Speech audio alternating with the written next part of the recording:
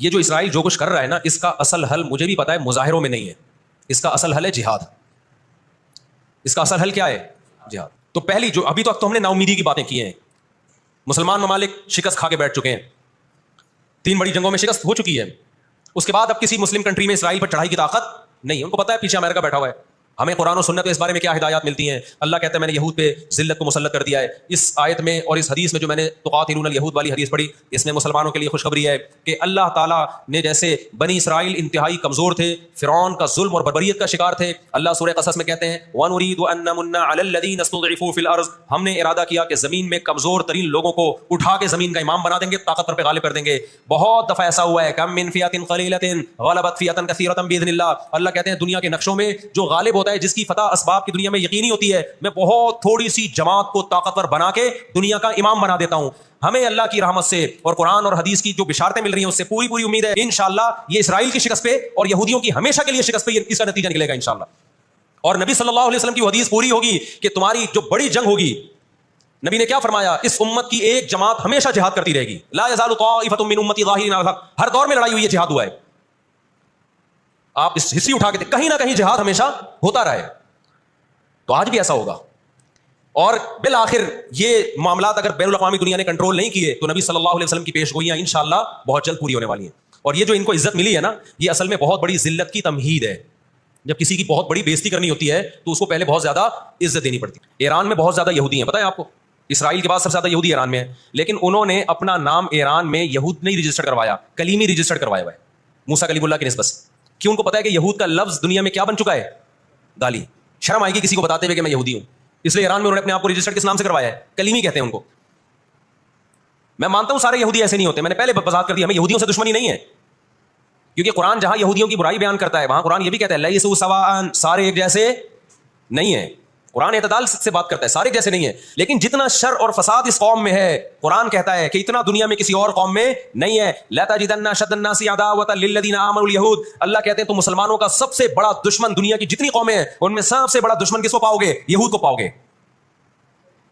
اس کے بعد مشرکین کو پاؤ گے، اور اسلام کے سب سے زیادہ قریب تم کس کو پاؤ گے؟ نصارہ کو، عیسائیوں کو پاؤ گے.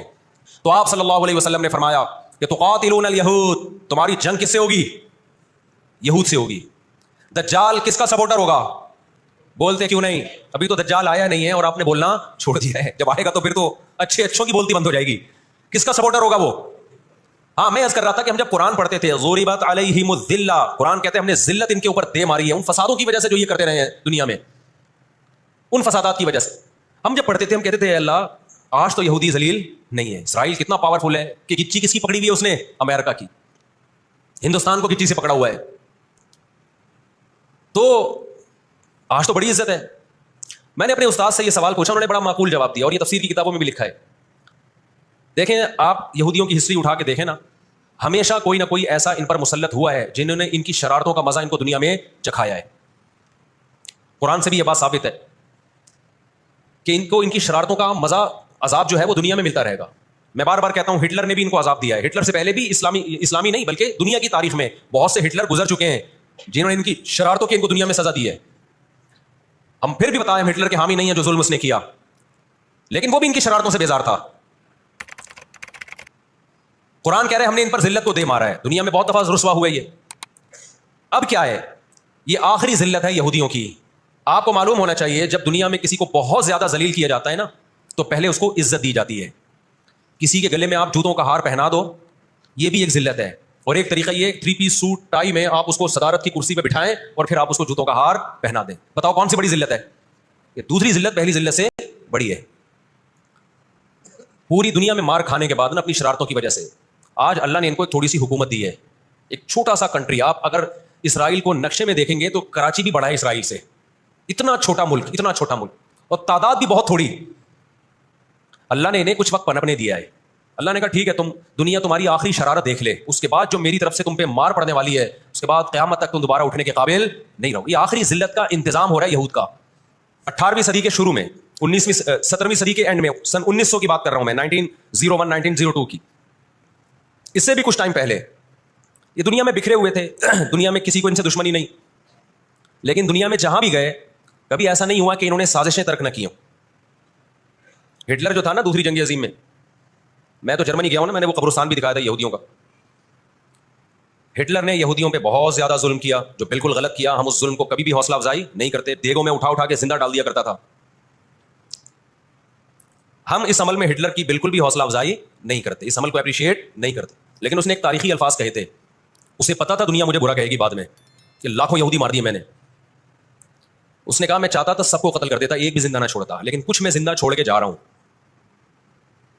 تاکہ دنیا جب مجھے یاد کرے گی نا کہ یہودی ظالم تھا, تو دنیا کو پتا چلے گا کہ میں نے ان کو قتل کیوں کیا. کچھ چھوڑ کے جا رہا ہوں, یہ چین سے نہیں بیٹھیں گے, دیکھنا کرتے کیا ہیں یہ.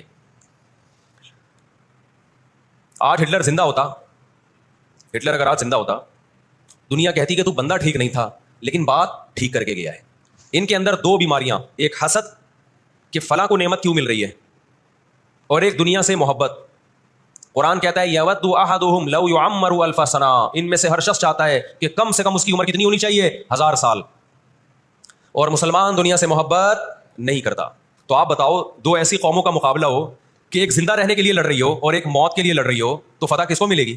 جو موت کے لیے لڑتا ہے. اب بھی دنیا کو اگر ہوش نہیں آتا اور کفر کی حقیقت سمجھ میں نہیں آتی ہے, ہمارے لبرل اور سیکولر طبقے کو جو صبح شام ان کے گن گاتے ہیں, تو پھر آپ کو اس کا اللہ کے سامنے حساب دینا پڑے گا. جہاں مسلمان کا خون بہے گا دنیا منہ پہ ٹیپ لگا لیتی ہے. جہاں کوئی ایک غیر مسلم, ہماری نظر میں مسلمان کا خون بہے یا غیر مسلم کا, ہم فرق نہیں کرتے, کسی پہ بھی ظلموں کا ہم آواز اٹھائیں گے. لیکن دنیا یہ فرق کرتی ہے, لیبل یہ لگاتی ہے کہ انسانیت پہلے مذہب بعد میں, لیکن ان کا ایٹیٹیوڈ بتاتا ہے کہ ان کی نظر میں مذہب پہلے ہے, انسانیت بعد میں ہے. دنیا میں سب سے سستا خون مسلمان کا ہو گیا ہے. آج دنیا میں بہت سے لوگ کہتے ہیں یہ عرب کنٹریز کیوں نہیں کر رہے. بھائی عرب ممالک 3 بڑی جنگیں لڑ چکے ہیں. یہ جو لوگ الزام لگاتے ہیں نا کہ عرب چپ کر کے بیٹھے ہوئے ہیں, مصر کیوں نہیں کر رہا, مصر کی سرحد ملتی ہے اسرائیل سے, شام کی سرحد ملتی ہے, اردن اور لبنان کی سرحد ملتی ہے. یہ سارے ملک 3 بڑی جنگیں لڑ چکے ہیں اسرائیل کے خلاف, لیکن فتح کس کو ہوئی ہے؟ اسرائیل کو. کیوں؟ اس کے پیچھے کون تھا؟ اس کے پیچھے امریکہ تھا. تو آپ اپنے ملکوں کو برا بلا کہہ کے اس سے کچھ بھی حاصل ہونے والا نہیں ہے, اس سے ان کا وجود بھی ختم ہو جائے گا. 3 بڑی جنگیں ہو چکی ہیں, تمام عرب کنٹریز مل کے اسرائیل پہ حملہ کرتے ہیں, لیکن اس کے نتیجے میں نقصان کیا ہوا؟ یونائٹڈ نیشن نے جو لکیر کھینچی تھی نا یہودیوں کے لیے, یہودی اس لکیر کو کراس کر کے آگے بڑھ گیا, اور 80% فلسطین پہ یہودی نے قبضہ کر لیا. اور یہ غزہ کی پٹی جو آج ہے, اور جس کو ویسٹ بینک کہا جاتا ہے, اس غزہ کی پٹی پہ مصر کا قبضہ ہو گیا جو ایسٹ میں ہے, اور ویسٹ بینک پہ اردن کا قبضہ ہو گیا. 20% علاقہ میں سے آدھا اردن کے پاس اور آدھے سے کچھ کم مصر کے پاس چلا گیا. باقی 80% کس کے پاس آ گیا؟ اسرائیل کے پاس. یہ میں ان لوگوں کو بتا رہا ہوں جو ہر وقت اسلامی حکومتیں جو رہی صحیح رہ گئی ہیں نا, ہر وقت ان کو برا بلا کہتے رہتے ہیں, یہ کچھ نہیں کر رہے, یار کچھ نہیں کر رہے. 3 جنگیں لڑ چکے ہیں. جب تک تمہارا باپ پیچھے کھڑا ہوا ہے نا امریکہ, اس وقت تک یہ مسئلہ حل نہیں ہو سکتا. عراق میں جو بھوک سے بچوں کو مارا ہے وہ کس نے مارا ہے؟ مسلمانوں نے مارا ہے یا ان 27 اتحادیوں نے مارا ہے؟ وہ عراق اب تک اپنے پاؤں پہ کھڑا نہیں ہو پایا ہے. اس تباہی کا جو سینکڑوں بچے یونائٹڈ نیشن کی رپورٹ کے مطابق عراق میں بھوک سے مرے ہیں, ان کا ذمہ دار سعودی عرب ہے, پاکستان ہے, یا وہ 27 اتحادی ممالک ہیں جو سارے غیر مسلم کنٹریز ہیں, جنہوں نے 27 ملکوں نے مل کے عراق پہ حملہ کیا تھا اور جھوٹا الزام لگایا کہ ان کے پاس کیمیکل ہتھیار ہے. تو آج بھی رشیا, چائنا, وہ اسرائیل کے حق میں نہیں ہے. عین ممکن ہے اللہ مظلوموں کی آواز سے ایسے حالات پیدا کر دے کہ اس جنگ میں براہ راست کون کود پڑے؟ سوویت یونین کود پڑے. اور اگر سوویت یونین اس جنگ میں کود پڑا, جس کے پورے چانس لگ رہے ہیں, تو پھر یہ تیسری جنگ عظیم کی طرف معاملہ جائے گا. اور پھر دنیا میں جو تباہی ہوگی نا, تباہی ہوگی وہ میرے اور آپ کے تصور سے بھی زیادہ ہے. کیونکہ اب تلواروں سے یا صرف ہوائی جہازوں سے جنگ نہیں ہوتی, اب سب کے پاس نیوکلیئر ہتھیار ہیں, اب ایٹم بم چلیں گے. آج اگر دنیا انسانیت پہ رحم کھانا چاہتی ہے, آج اگر امریکہ, برطانیہ, جرمنی, فرانس, جو دنیا کے لیڈر کہلائے جاتے ہیں, آج اگر یہ چاہتے ہیں کہ انسانیت کو تباہی سے بچائیں, ان کو کس کا ہاتھ روکنا ہے؟ جو اصل ظالم ہے نا یہودی, اس کا ہاتھ روکنا ہے. تو آج اگر یہ اسرائیل کا ہاتھ زبردستی روک لیتے ہیں تو دنیا بڑی تباہی سے بچ جائے گی. اور اگر یہ دنیا اسرائیل کا ہاتھ نہیں روکتی اور اس جنگ کو بند کرنے کی کوشش نہیں کرتی, تو بھائی جو تیسری جنگ کی طرف معاملات جا رہے ہیں, اس کے ذمہ دار یہ لوگ ہوں گے جو دنیا میں تہذیب کے ٹھیکیدار ہیں. مجھے اکثر ایک بات یاد آتی ہے جو میں اکثر اپنے بیانات میں بھی کہتا رہتا ہوں, کہ اللہ تعالیٰ نے جو قیامت بنائی ہے نا, آخرت, بہت سے لوگ قیامت کے منکر ہیں نا, وہ کہتے ہیں مر کے مٹی ہو کے ختم ہو جاتے ہیں. سوال پیدا ہوتا ہے کہ دنیا میں اتنا کچھ غلط ہو رہا ہے کہ اگر اللہ نے انسانوں کو مار کے مٹی کر کے ختم کرنا تھا اور حساب و کتاب کا کوئی دن نہیں ہے, پھر معاذ اللہ سے بڑا دنیا میں کوئی ظالم نہیں ہے. پھر سب سے بڑا الزام اس خدا پہ ہے جس نے اس کائنات کو بنایا, کہ اللہ دنیا میں مظلوموں کو پوچھنے والا کوئی نہیں ہے, تو آخرت میں بھی اگر حساب نہیں ہے, تو پھر اللہ میں اور آج کی بڑی طاقتوں میں, ظالم حکمرانوں میں فرق کیا ہو گیا؟ بتاؤ دنیا میں پورا حساب ہوتا ہے کیا؟ بولو بھائی, ہوتا ہے کیا دنیا میں پورا حساب؟ تو ہم اللہ سے دعا کرتے ہیں کہ اے اللہ ہمارے ان مظلوم بھائیوں کی مدد فرما, اور جو بھی ظالم ہیں ان کو ہدایت دے، جو ہدایت کے قابل نہیں ہے اللہ ان کو تباہ و برباد کرے. علماء نے یہ بھی کہا کہ فجر کی نماز میں جو غاصب یہودی ہیں، اسرائیلی ہیں، ان کے خلاف قنوت نازلہ کا بھی اہتمام کرنا چاہیے. تو اس کا بھی موقع ملے تو قنوت نازلہ پڑھنی چاہیے. قنوت نازلہ نبی صلی اللہ علیہ وسلم کی سنت ہے کہ جب کفر کا ظلم بڑھتا تھا تو آپ صلی اللہ علیہ وسلم فجر میں بد دعا کیا کرتے تھے فجر کی نماز میں ان کے لیے. تو اسلام جہاں دعائیں سکھاتا ہے ظالموں کے خلاف بد دعائیں بھی سکھاتا ہے. اللہ تعالیٰ سمجھنے کی عمل کی توفیق عطا فرمائے.